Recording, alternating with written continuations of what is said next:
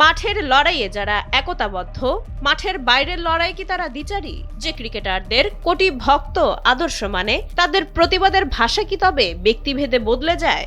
তামিম ইকবালের অপমানে যারা গর্জে উঠলেন, মুস্তাফিজুর রহমানের বঞ্চনায় কেন তারা পাথর হয়ে রইলেন? তাই প্রশ্ন উঠছে, বাংলাদেশের ক্রিকেটারদের প্রতিবাদের মানদণ্ড আসলে কি?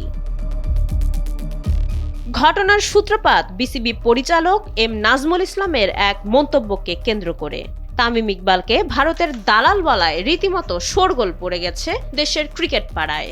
এই অপমানের প্রতিবাদে ঝাঁপিয়ে পড়েছেন বর্তমান জাতীয় দলের তারকারা। মোহাম্মদ মিথুন, মেহেদী মিরাজ, তাসকিন আহমেদ থেকে শুরু করে মুমিনুল, তাইজুল কিংবা সাইফ হাসান, সবার কণ্ঠে একই সুর, তামিম ভাইয়ের অপমান সইবে না কেউ।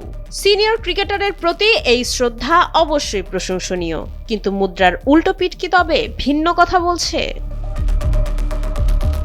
এবার একটু পেছনে তাকানো যাক, যে ঘটনার জেরে এই পরিস্থিতির সৃষ্টি, অর্থাৎ বিসিসিআই কর্তৃক মুস্তাফিজুর রহমানকে আইপিএল থেকে আকস্মিক বাদ দেওয়ার সিদ্ধান্ত। ফিজ বর্তমানে জাতীয় দলের অন্যতম বড় তারকা এবং গ্লোবাল আইকন, অথচ তাকে নিয়ে বিসিসিআই এর এমন বিতর্কিত সিদ্ধান্তে এই প্রতিবাদী ক্রিকেটারদের কাউকেই উচ্চবাচ্য করতে দেখা যায়নি। কেন এই রহস্যময় নীরবতা?